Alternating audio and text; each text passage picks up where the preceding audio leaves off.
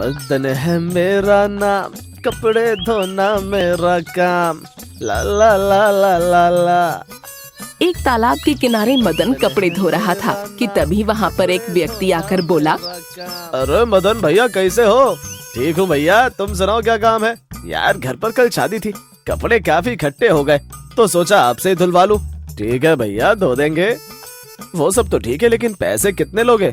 भैया एक कपड़े के 50 रुपए लेंगे।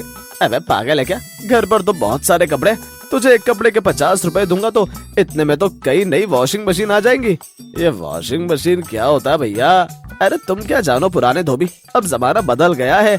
वॉशिंग मशीन से घंटों के कपड़े मिनटों में धो सकते हैं। क्या बात कर रहे हो? क्या सच में? अरे हाँ, मेरा भी तुमसे यही कहना है कि तुम भी एक वॉशिंग मशीन खरीद ही लो। कब तक ये हाथ से कपड़े धोते रहोगे? वैसे कितने में आ जाएगा वॉशिंग मशीन? यही कोई 10-15 हजार। ये कहकर वो व्यक्ति वहाँ से जाने लगता है। अरे भैया कपड़े नहीं धुलवाने क्या?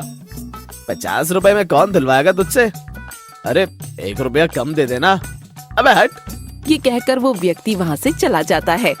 अगर मैं वॉशिंग मशीन खरीद लूं तो मैं उससे ज्यादा पैसे कमा सकता हूँ। इसके बारे में मुझे विनीता से बात करनी पड़ेगी। फिर मदन वापस कपड़े धोने लगता है। शाम को जब वो घर जाता है तब वो अपनी पत्नी से बोलता है,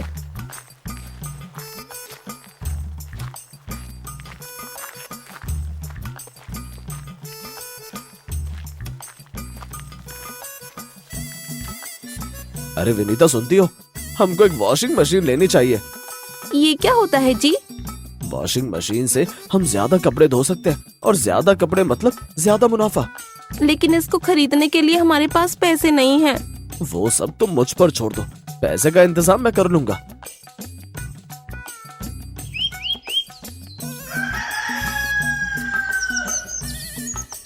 अगले दिन जब मदन कपड़े धोने के लिए तालाब पर जाता है,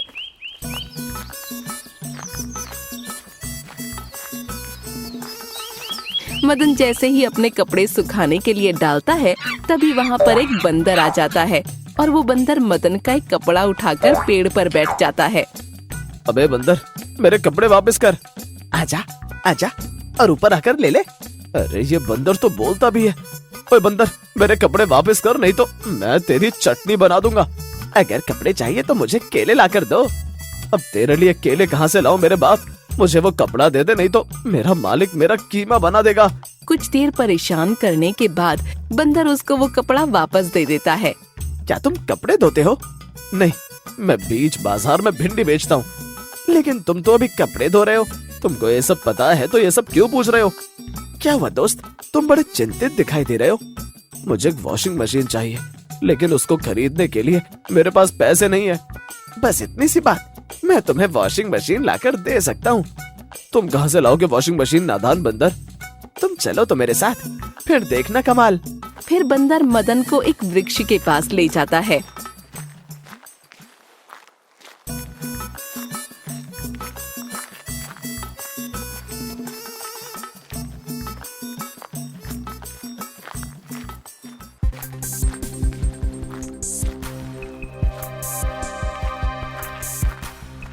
अरे तुम मुझे यहाँ क्यों ले आए? वो बरगद का वृक्ष देख रहे हो? उनको तुम अपनी समस्या बताओ, वो तुम्हारी जरूर मदद करेंगे। प्रणाम वृक्ष देवता। तभी उस पेड़ में से आवाज आती है, क्या हुआ बच्चा, क्या समस्या है तेरी? मदन डरते हुए बोलता है, हे वृक्ष देवता, दिन भर कपड़े धोकर मेरे हाथ पैर बुरी तरह से दुखने लगते हैं। मुझे एक वॉशिंग मशीन चाहिए। मदन के इतना कहते ही वहाँ पर एक वॉशिंग मशीन आ जाती है। ये जादुई वॉशिंग मशीन है, इसको बिजली और पानी की जरूरत नहीं होती। लेकिन एक बात याद रखना, इससे कभी भी ज्यादा लालच मत करना, नहीं तो तुम्हारे साथ उल्टा भी हो सकता है। ठीक है वृक्ष देवता, मैं कभी भी लालच नहीं करूंगा। इतना कहकर मदन उस वॉशिंग मशीन को घर ले आता है। अरे विनीता, कहाँ हो? जल्दी बाहर आओ। अरे देखो तो सही, मैं क्या लेकर आया हूँ। जी आ रही हूँ, इतना काहे चिल्ला रहे हो? विनीता घर के बाहर आती है और मदन से कहती है, ए जी, आप ये वॉशिंग मशीन कहाँ से ले आए? और ये बंदर क्या इसके साथ फ्री आया है? अरे नहीं नहीं। फिर मदन ने विनीता को सारी बात बताई। जी घर में कोई भी नया सामान आता है तो उसकी आरती की जाती है। आप यहीं रुकिए, मैं आरती की थाली लेकर आती हूँ।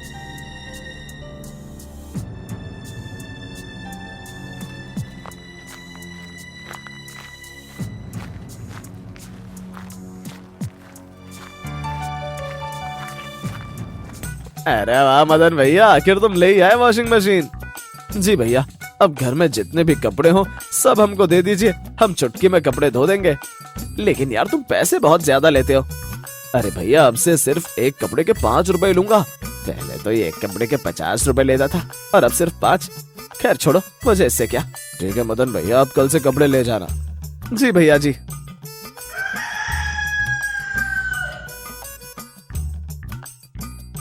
अगले दिन से मदन लोगों के घर घर जाकर कपड़े लाता है।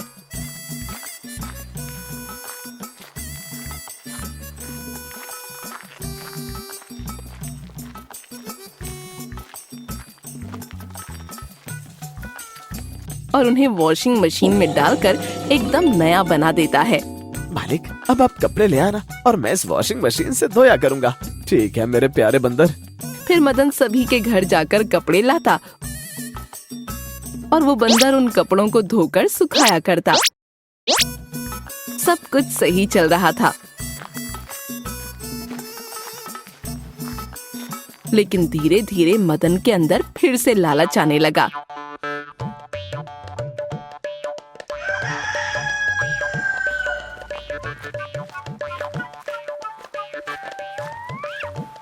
अरे मदन भैया, ये लो कुछ कपड़े, इनको शाम तक धो देना और ये लो तुम्हारे कल के पैसे।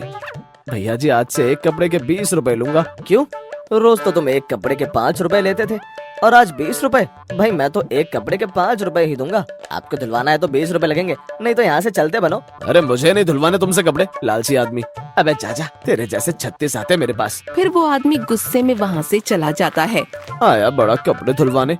ए जी, आज से आपने दाम क्यों बढ़ा दिए? विनीता, तुमको तो पता ही है कि महंगाई कितनी बढ़ गई है। अगर मैं ऐसे ही 5 रुपए में कपड़े धोता रहा तो हमारा घर कैसे चलेगा। ए जी, ज्यादा लालच ठीक नहीं है और वो वृक्ष देवता की सारी बातें आप भूल गए। हाँ मालिक, मालकिन सही कह रही है। चुप कर बंदर, नहीं तो तुझे भी यहाँ से भगा दूंगा। ये सुनकर बंदर को बहुत गुस्सा आता है। मुझे भी नहीं रहना तो जैसे लालची आदमी के पास, मैं जा रहा हूँ। ये कहकर वो बंदर वहाँ से चला जाता है।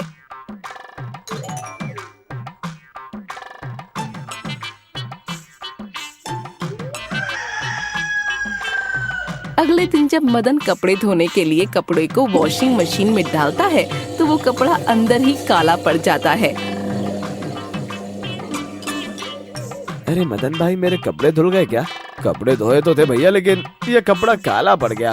क्या तुमने मेरा कपड़ा काला कर दिया? फिर वो व्यक्ति मदन की अच्छे से पिटाई करता है। अरे बचाओ, अरे अरे कोई तो बचाओ, अरे भैया, अरे कोई तो बचाओ। मदन की आवाज सुनकर उसकी पत्नी बाहर आती है। रुक जाइए भैया जी, आप मेरे पति को मार क्यों रहे हैं? इसने मेरा कीमती कपड़ा जला दिया, अब मैं क्या पहनूंगा? भैया जी, इनकी तरफ से मैं आपसे माफी मांगती हूँ, प्लीज आप यहाँ से चले जाइए। फिर वो आदमी गुस्से में वहाँ से चला जाता है।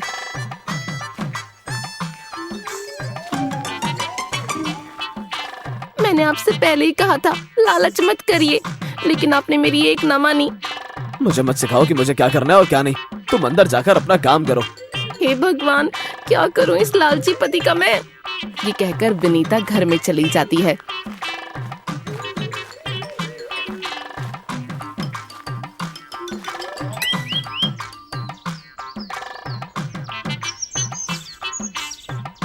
कुछ देर बाद जमींदार और उसके कुछ आदमी वहाँ पर आ जाते हैं।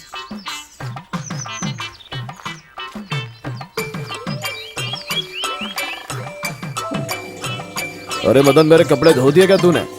जी जमींदार जी, बस मशीन में सूख ही रहे हैं। जल्दी दे दे भाई, मुझे कल शादी में जाना है। मदन जैसे ही वॉशिंग मशीन में से कपड़ा निकालता है वो देखता है कि कपड़ा तो बुरी तरह से फट गया है। अरे क्या हुआ मदन, इतनी देर क्यों लग रही है? अरे जमींदार जी, अब पता नहीं आपका ये कपड़ा फट कैसे गया। क्या तूने मेरा कपड़ा फाड़ दिया? अब मैं तुझे फाड़ दूंगा। अरे देखते क्या हो, मारो इसको। फिर जमींदार के आदमी मदन की बहुत पिटाई करते हैं। बचाओ बचाओ, अरे कोई तो बचाओ, अरे विनीता बचाओ, अरे भैया अरे लग गई रे। दर्द से विनीता को आवाज लगाता है, लेकिन विनीता बाहर नहीं आती। पिटने दो इस आदमी को, तभी इसकी अकल ठिकाने आएगी। फिर जमींदार और उसके आदमी मदन की पिटाई करके चले जाते हैं।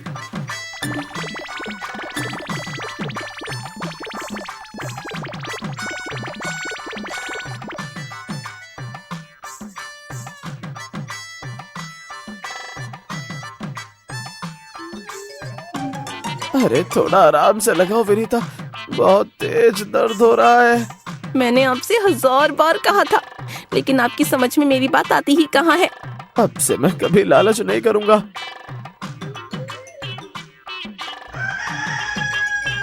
मदन के ठीक होते ही कुछ दिन बाद एक गांव का आदमी ब्रिजेश मदन के पास कपड़े लेकर आता है। अरे मदन भाई, मेरे कपड़े धो दोगे? जी भैया जी, धो दूंगा। कितने रुपए लोगे? भैया जी बस 5 रुपए। ठीक है, ये मेरे कुछ कपड़े हैं, धो देना, शाम तक मैं ले जाऊंगा। ब्रिजेश के जाते ही मदन उन कपड़ों को जैसे ही धोने के लिए ले जाता है, तभी वो देखता है अरे इसमें तो लॉटरी का टिकट है, अगर इसकी लॉटरी लग गई तो ये तो अमीर बन जाएगा। और मदन के मन में फिर से लालच आ गया। क्यों ना मैं इस लॉटरी के टिकट को चुरा लूं, अगर मेरी लॉटरी लग गई तो मैं माला माल हो जाऊंगा। मदन ने वो लॉटरी का टिकट चुराकर अपनी शर्ट की जेब में रख लिया। ये सब एक पेड़ पर बैठे उसी बंदर ने देख लिया। कितना लालची है ये इंसान, इसको तो सबक सिखाना होगा। अरे नहीं, मदन को जो कपड़े मैंने धोने के लिए दिए थे उसमें तो मेरा लॉटरी का टिकट था। मुझे जल्दी जाना होगा, नहीं तो वो मदन उन कपड़ों को धो देगा।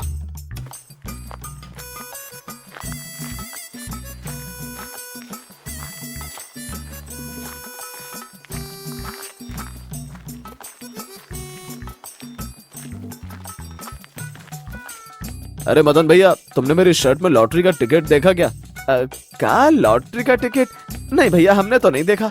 ये सब दूर से पेड़ पर बैठा बंदर देख रहा था। कहीं तुम झूठ तो नहीं बोल रहे मदन भैया? अरे नहीं भैया, हम क्या झूठ बोलेंगे।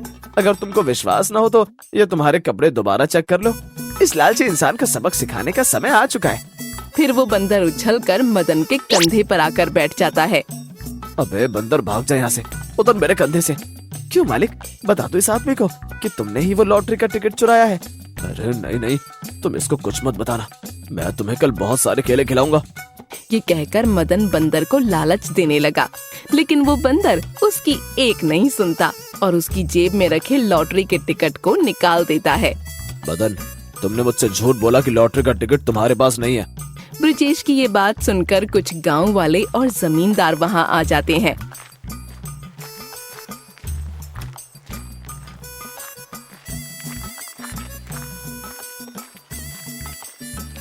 अरे क्या हुआ ब्रजेश, तुम इतना गुस्सा काहे कर रहे हो भाई? आखिर क्या कर दिया इस मदन ने? अब जमींदार जी, इसने मेरा लॉटरी का टिकट चुरा लिया और जब मैंने इससे पूछा तो बोल रहा कि मेरे पास नहीं है।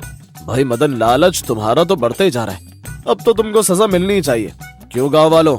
हाँ हाँ, इसको तो सजा मिलनी ही चाहिए। ये सब इस वॉशिंग मशीन का किया धरा है, इसको तो आज मैं छोड़ूंगा नहीं।